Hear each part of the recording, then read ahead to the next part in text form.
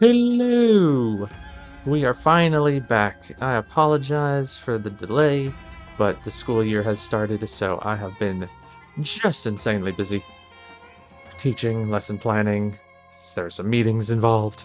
But here we are, and we're going to be showcasing a Amethyst Emerald deck that I found on Twitter from the user BlackLM on Twitter. And this was described as a Delver deck, which, for anyone who plays Magic the Gathering, will know what that means. And if you don't worry, I'll explain it, but it instantly caught my attention, because I love that style. So to explain, this is definitely an aggro deck at its core, but it's also playing a lot of tricky interaction, specifically things that return creatures to their owner's hand, or characters, excuse me. So to start, in green, we've got 4 Cruella de Villes, which returns chosen character to their player's hand. We've got Flynn Riders, which punish people for being challenged. We've got Tamatoa, which I've played this deck a couple of times already. This is maybe my least favorite card. It's cheap, it's inkable, and it has a nice set of willpower at 4. So I'm running it as is. We'll see. Cheshire Cat is the one that banishes whichever creature banishes it, so it's pretty great. Here's the first piece of the tricky interaction in Mother Knows Best. I think this whole deck is kind of centered around maximizing the use of this card, because it's kind of mediocre, but when you can sing with it, it actually becomes pretty good. Returns a chosen character to their player's hand. Any character. Paired with this sort of tricky idea is several evasive creatures, the first one being Peter Pan.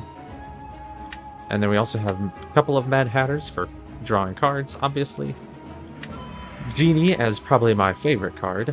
There's only 2 of them because it's expensive and uninkable, but it's evasive, and it can return a character to their player's hand when you play it, so this one's great. Mother Gothel makes it so opposing characters can't quest as long as she is exerted, so this is great against other aggro decks. Then for Amethyst, for purple, we've got Archimedes, just a cheap creature. Befuddle is slowly becoming one of my favorite cards. There's a lot of interesting interactions you can use this card for. I had a game, in just the 2 games I played, I had one where I could win once I realized that I can just target my own creature and then replay that creature to kind of give it pseudo-unexerted so that it couldn't be challenged after questing with it. I quested, and then I befuddled it, and then I played it, and then it couldn't be challenged. It was fantastic. Maleficent, just to give you that 1 1 cost, 2 lore. We're not playing Amber, so we don't get access to Lilo, but we get access to the Doppelganger. Another evasive threat in Pascal. This is probably the card you want most in your opening hand. You play this and then a 2-drop, and it's nigh unbeatable. Some Magic Brooms to give you that long-lasting grind to go with the control decks. That's one deck I haven't played against yet using this, so I really don't know how that's going to pan out, but we'll find out. What else we got? We got Friends on the Other Side, another great 3-cost song. We've got the regular Maleficent, or excuse me, the Sorceress Maleficent. Again, good card draw, can sing all of these actions, sing all these songs. And then to go with the Magic Brooms, we have 2 Mickey Mouse Wayward Sorcerers. So, with all that, let's try this out in a couple of games. And the way this has worked so far, I've found, is you go into it thinking you're an aggro deck, because that's basically what you are. But there's also the interaction, so you're going to want to interact along the way. Let's get rid of... Ooh, good question. I think I might just keep all of this. So on 1, we play the... Ooh, excuse me, the Maleficent. 2, we can play Befuddle and Archimedes. 3, the other Maleficent. 4, the Mickey Mouse, or the Peter Pan, we can do that too. So I think I'm just going to keep all of these. I might ink the Mother Gothel first.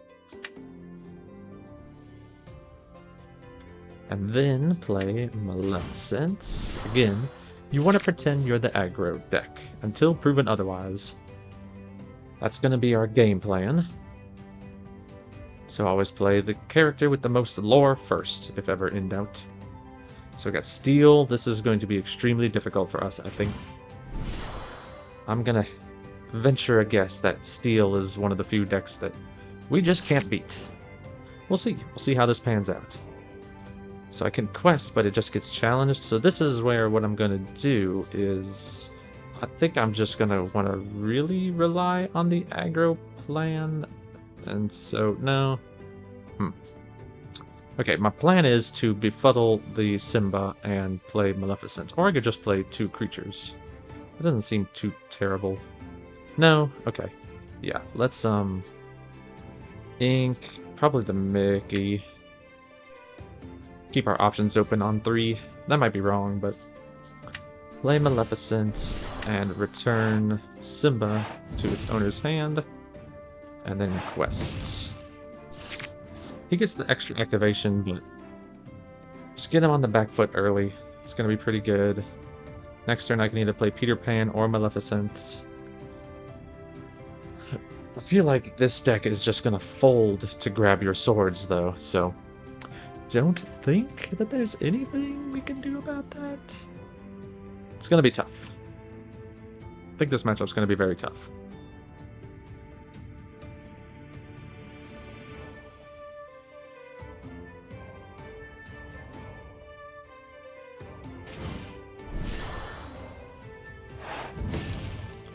Okay, so he just replays the Simba, gets the trigger again. My hope is that they just play ink something and pass the turn. What have they been discarding? An Aladdin. Wait, what? Shouldn't they have 2 things in the discard?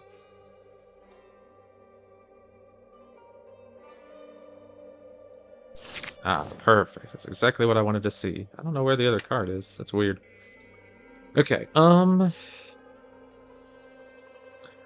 we could ink one of these 3-cost cards and then play the 1 and the 2.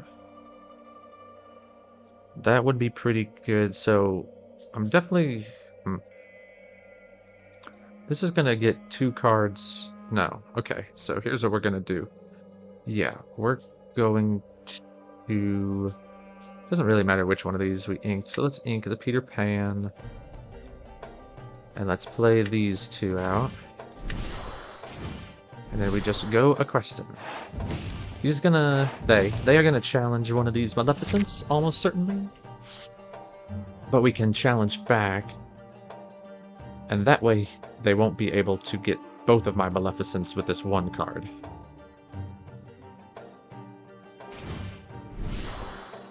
That one's pretty good.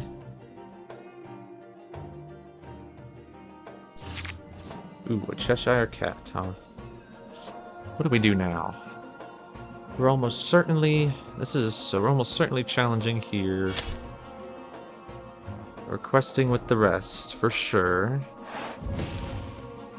We already have 10 lore, so that's pretty good. I feel like I just want to play the Cheshire Cat out. And maybe ink the Maleficent? Or do I want to play the Maleficent and ink the other thing? So again, we want to play around grab your swords, which they're 2 away from. So let's do this. This, again, could be wrong. And see there. That's what I was hoping for. I was hoping for an easy ink card that I don't mind just chipping in the inkwell over here. And I got one.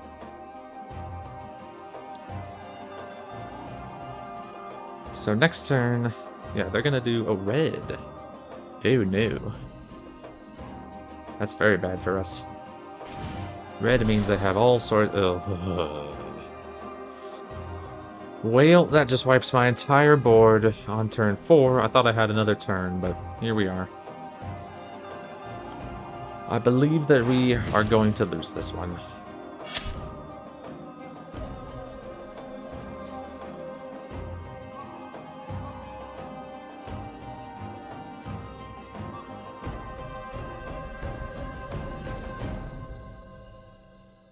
Any minute now, opponent. There we go. I feel like some people are still trying to figure out the interface of this game. Ooh, that's not bad. They can just get it for free with this thing though is the issue. So that's 3. I don't think I'm winning this game no matter what I do. So let's just play that out for now. And say pass.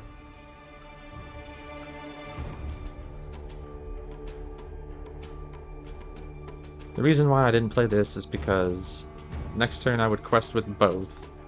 I guess I could have played it out and then just not quested with it next turn, but it opens it up to removal. That of course is things that remove other things. Yeah, they're playing just like the most hardcore of control decks. So yeah, now I just want to quest with this and pass. They're probably going to challenge it with Tinkerbell. They might try to challenge it with Aladdin. They really are incentivized to keep their Tinkerbell around. Ah. Yeah, there's just no way I'm going to win this game, ever.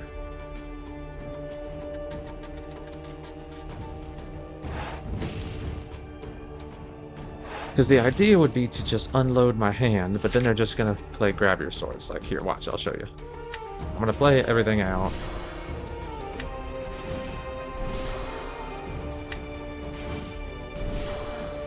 But now they're just going to play grab your swords. Oh, alright. Well, no grab your swords. That's not terrible. Ooh, that's not terrible either. Where are we at? We have 2. See, the thing is, the plan currently is to just play things out. And then not quest, and once I build up 9, then I can just quest all in one turn. But every turn I wait is a chance for them to draw either grab your swords or be prepared, which just wipe everything. Or if they play another Tinkerbell, that's gonna banish my Pascal. But I don't think there's much I can do about it. I don't want to give them the freebie. So we'll just do this for now. So I'm getting really lucky in that they're not doing it. They're not doing much.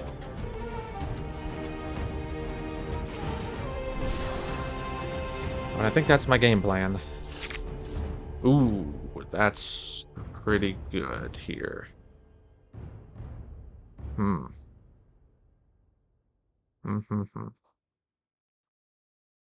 So we can return something to somebody's hand. We can even return my own thing. Don't ever forget about that. So, if I... so it costs 6, so they can't recast it unless they ink something.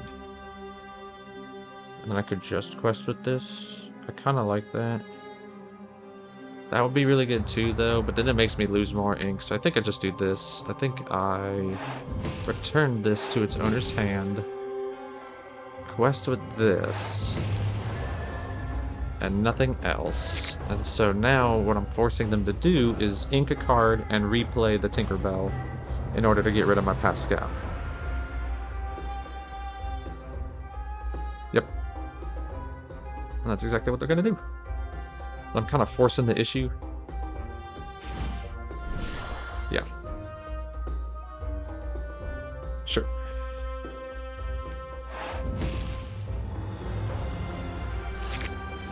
Now I have that. So I've got 3. This makes it 5. So, they are going to take this turn and next turn. I could banish the Aladdin, but I don't think that's very good. I'm definitely playing this, so no way, no reason to hide it. If I quest with both of these, the Tinkerbell... No. Yeah, I can't quest with anything, I don't think. I don't think I'm gonna win. I don't think I can win at this point, because now they're just gonna, yeah, see, and I lose 1. And so they're gonna win the race, right? Because they get to go first. Oh, okay, and they have that. Alright. Well, I've seen enough.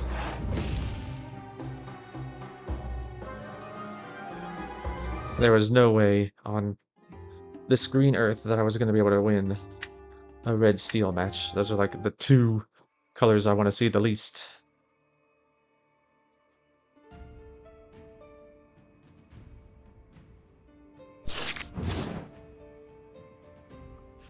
Ooh, dang. Okay, what are we doing here? We're definitely getting rid of this, this, and this. Much better. I like it. And there's red again. Okay, that's alright. Now if it's a purple based deck, that's quite okay.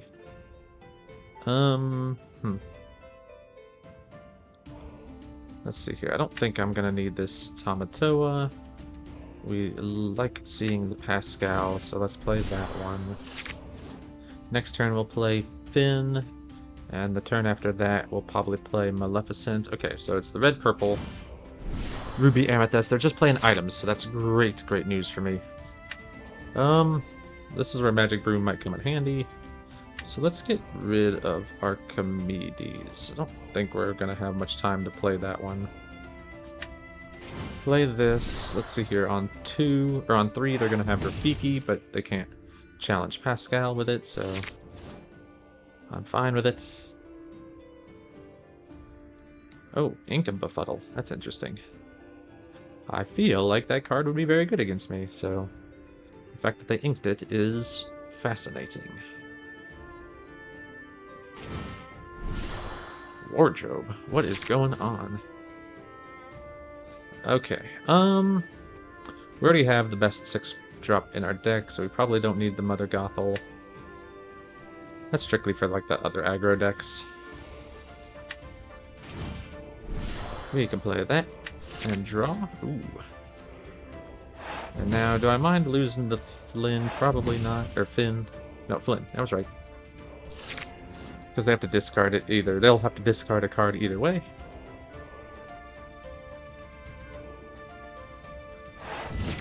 Ah, even better. This is somebody who might misunderstand the nature of this matchup. They're doing a little too much dirtling. Oh, well, I guess not. Now they can take care of the Flynn. But they want to be handling all my stuff, not drawing cards.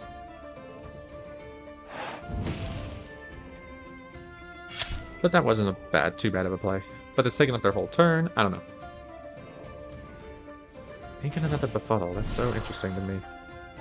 Yeah, that's fine. Okay, so we want to be careful, right? Because as long as we have a creature, they're going to have 5, so they can Dragonfire, challenge the other one, and then challenge the Pascal, and I have nothing, right? So that's bad. So instead, what we can do... In fact, I think I like that. Let's play this Magic Broom. No. Because we have... Yeah, no, yeah, let's do that. Let's play the Magic Broom. So the Mickey I can challenge on the next turn. No, I don't want to shuffle that in. Get back the Flynn. We will sing Friends on the Other Side. Ooh. We'll probably ink this Cruella. And then the plan is to play Befuddle on Sergeant Tibbs. And Quest. Now they should not should not be able to at least attack my Pascal, or challenge, excuse me. Yeah, we're okay with that. And then, okay, play that and play the Tibbs probably. So we're okay with all of those things, because now what I can do, another Magic Mirror, sure. Ooh, that's a good draw too. Now what I can do is I can play the Mickey, ink this Mickey. What is it? Does it go back to my hand? Yeah, back to my hand. So ink this Mickey, challenge the wardrobe. It comes back to my hand, and the Mickey makes it cost 1, so I can then replay it. And get back, probably Friends on the other side. And then Quest, and then pass.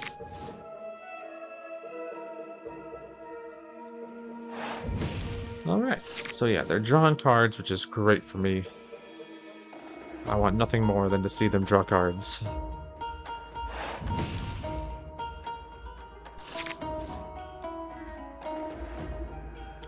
Okay,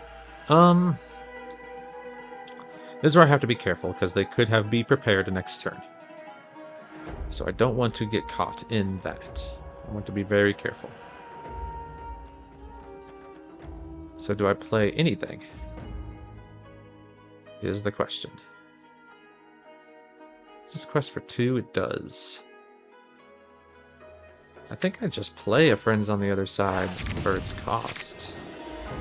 So I get to draw things.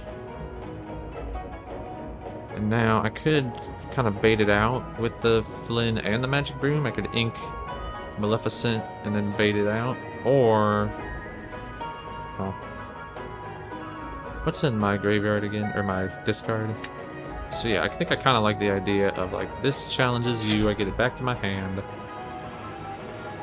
Why not just play the 2 Magic Brooms? So play the Magic Broom. Put back in this Friends on the Other Side. Play this Magic Broom. Put back in Maleficent, I guess. Ink this Maleficent.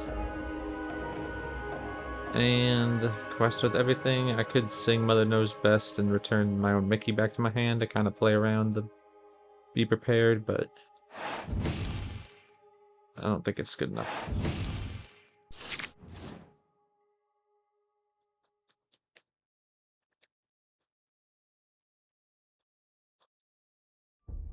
I have a pretty good hand if they wipe my board here. I'll just play out the Flynn, start going from there. They're going to get to a point where they have to take care of each of my threats every single turn. And Genie's going to be very good. That's a card we're definitely going to want to be cognizant of, is the Aladdin. Alright, perfect. Was kind of hoping for something to return, or another creature, another character. Didn't quite get that, unfortunately.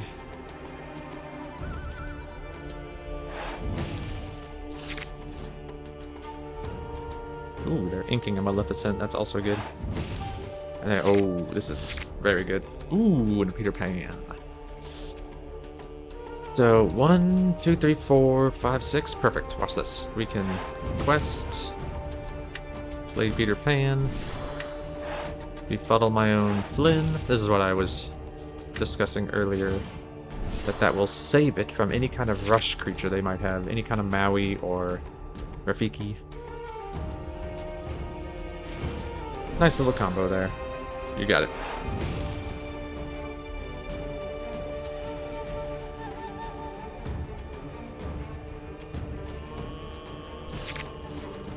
And so now what we can do... oh, that was an interesting draw.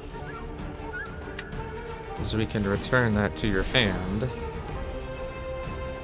Let's them trigger it again, but that's okay, because now I have 3, and it's just taken up their entire turn.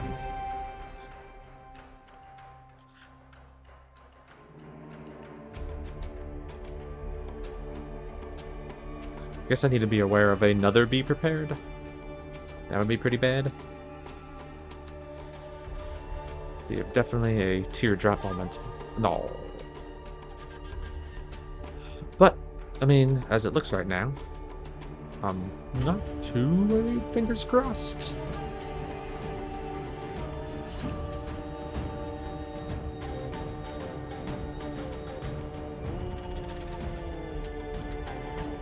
Well, he is definitely thinking long and hard, so if they replay the Elsa, they're definitely going to lock down Finn and Genie. See? Ooh, that's pretty good. So now what I can do... do I want to sing instead of questing? Let's him play it again.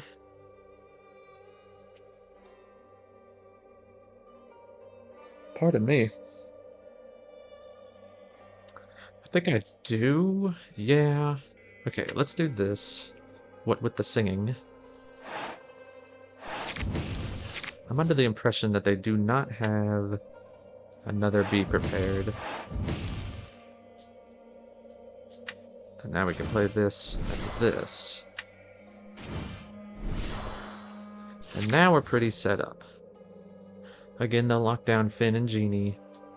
And then I can quest for 4. Oh, well, I was wrong.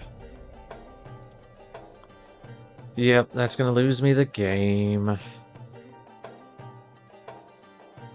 I guess it was one of those things where I couldn't afford to play into it. Like, I had to just play around it. So what do we do now? I guess just keep passing.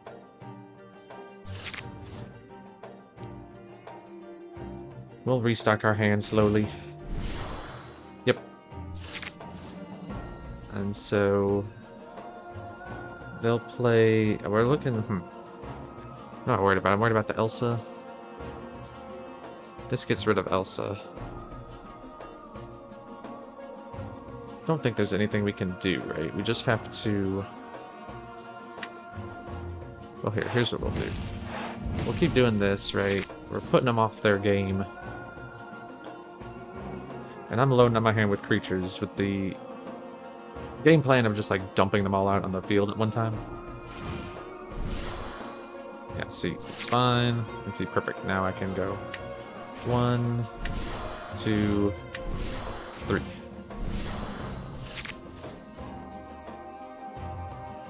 We're not going to win this game either way. I should have just played around to Be Prepared. The second one, I couldn't afford not to play around it. But also feel like I couldn't afford to play around it either. Like, there's a case of if they have it, they have it. If they don't, then I win. But obviously they had it, so... Oh, that's good. Good for me. Now they're just gonna draw a card, presumably. Oh. Okay, so that's what they're gonna do. Sure. A befuddle, huh? So I guess we do this. Nope. Do this. And play this again.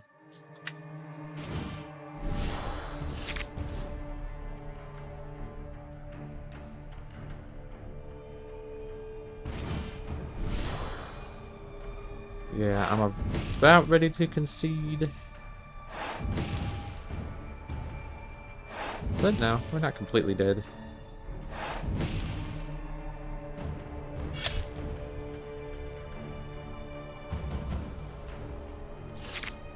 Well, how much... Oh yeah, no, we're definitely dead.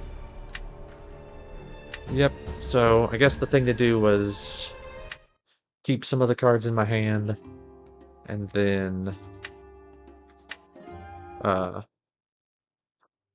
when they play the second Be Prepared, then dump them all out. So not quite the greatest showing from this little deck, which is a shame, because I was having a lot of fun with it.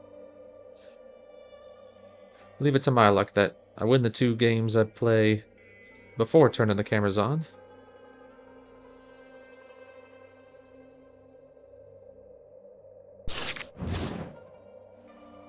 I get to go first. I've got a really good curve. Meaning 1, a sweet 1-drop into 2, into 3, into 4. I can ink some of these duplicate 2s and 3s depending on the context as the game plays out, so I think I just keep this entire hand. Yeah. And I'm thinking I think this is my weakest card, so we'll ink the Tamatoa. Play the Pascal. This time I'll try to play around the board wipes a little bit harder. But I mean, again, this deck's gonna be difficult to beat 1, let alone 2. So we got red, and we got yellow. Amber ruby, so that's interesting. I don't know what that means. But I do know that we're going to Am I willing to trade? No, so that doesn't trade. Okay. They're most likely gonna play a Simba. So I'm gonna want to keep the Befuddle. I think we go on the evasive plan here. Red and Amber. Amber Ruby doesn't tend to have much in the way of evasive. Ruby does. They've got, I think, 3 evasive creatures.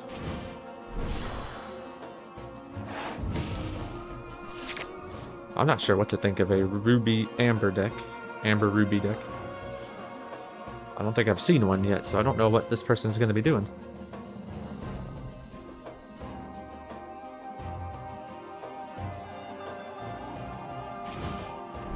Yep, well, I was right about the Simba, which is why we keep the Befuddles. And so this is perfect. Oh, I want to play the Mad Hatter, but I really want to ink it. I've got everything lined up. I think we're going to have to ink the Peter Pan. Yep. Alright, Peter Pan, sorry. Because our plan is to befuddle this. Have you attack or challenge that.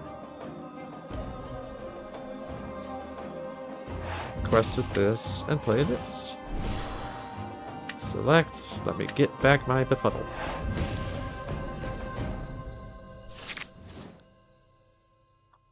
Alright. I liked that play. That was very good.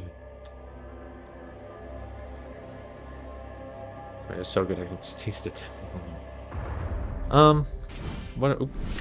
Oh, if we just play the Simba back out and a Stitch. Because now, I can, to play the Mickey. Part of me wants to play the Mickey challenge with the magic broom to get it back. That's probably not very good. What am I worried about? I'm worried about some kind of rush. As much as I like Friends on the Other Side, I think I'm gonna ink it, because I think... Alright, yeah. So, I think I'm just gonna question everything. I'm gonna make sure whenever one of your is banished in the challenge, so it doesn't matter who challenges who. If the magic broom is banished in a challenge, whether he started it or my opponent started it, doesn't matter, I'll get it back. So I can quest with that, and if he goes after it, I'll get it back.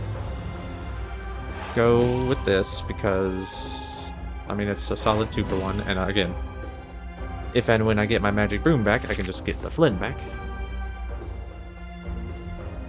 And then I really want to play this Mad Hatter next turn, so long as I draw an inkable card, so that's why we inked the Friends on the Other Side instead of this. It's been a while since I played a Mad Hatter, so I'm looking forward to going to a little tea party. Oop, oop, oop, up. Ah, boo. Boo, opponent.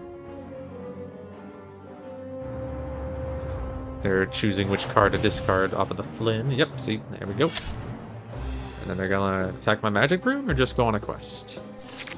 Oh, nothing. Why didn't they do... what? What did they discard? Cut to the chase. Okay,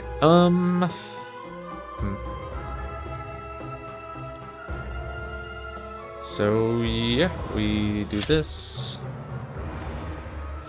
Might actually just ink the magic room now. Because I kind of want this Mother Gothel. That seems pretty good in this match.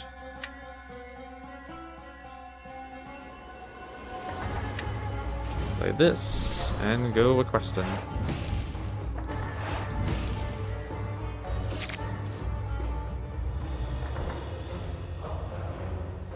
I'm a little worried about what the red cards are going to bring to the table. Dragonfire being the big one. If they Dragonfire the Hatter and... well, this can't banish Mickey Mouse, so... we don't have to worry about that. Okay, they're just going to go on a quest. I approve. I can win this race. I'm netting 6. They're netting 3. Or now 4. Ah. It's pretty good. That's a pretty good combo. I actually like that. I like that a lot. It's a 2-2. It's a 2-2, so I might challenge it. Oh. Wow. Why in the world would you do that?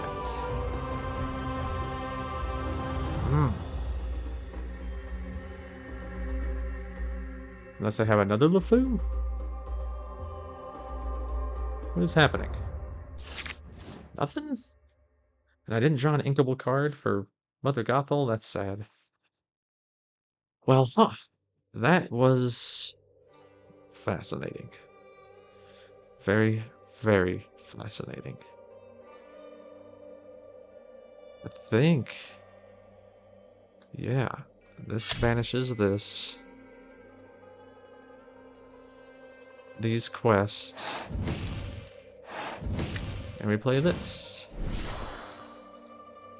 And now the LeFou can banish his choice of Mickey Mouse or Mad Hatter, but I'm okay with that. My Mickey Mouse has already kind of done its thing. Kind of sad I didn't draw a way to play with Mother Gothel, but ooh. During your turn, whenever this character banishes another character in a challenge, your other characters get +1 lore this turn. That's pretty good. So whenever this banishes something, all of their creatures get an extra lore. Other creatures. That is intriguing, to say the least. Hey. Now the question is, do I want to play the Mad Hatter, or do I want to play the Mother Gothel? I think the answer is... Mother Gothel. That's probably just gonna, like, seal the deal, I should hope.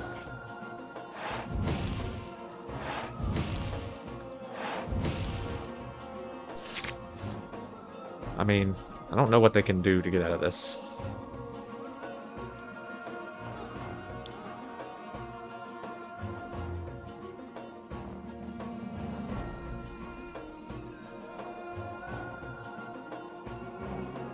What you got for me, friend? A a Surfer Stitch. Unfortunately, that's not gonna be good enough. Yep.